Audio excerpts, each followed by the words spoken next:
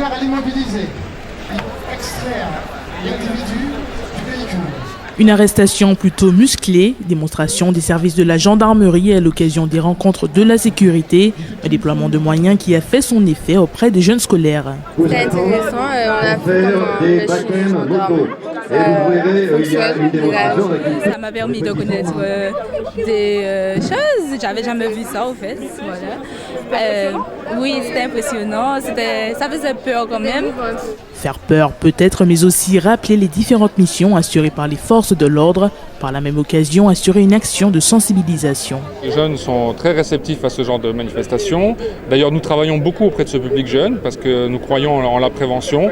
Et donc, nous délivrons des messages de sensibilisation pour éviter les conduites qui seraient déviantes, pour éviter de tomber dans certaines consommations de produits illicites comme l'alcool ou les stupéfiants. Et donc, tous ces messages de prévention, de sensibilisation sont indispensables à la bonne construction d'un jeune. Et je pense que même si nous n'arrivons pas à le mesurer, je pense que nous évitons beaucoup de bêtises à ces jeunes dans leur parcours vers le temps d'adulte. Également une priorité pour les autorités, la sécurité routière autour des deux roues. Un sujet parlant pour les jeunes, eux-mêmes souvent conducteurs. Il y a trop de morts, trop de blessés. Les conséquences après sont vraiment très dures pour les familles. Les gamins âgés de 15, 16, 17 ans, c'est l'âge de la conduite accompagnée pour certains, c'est l'âge du permis à 18 ans.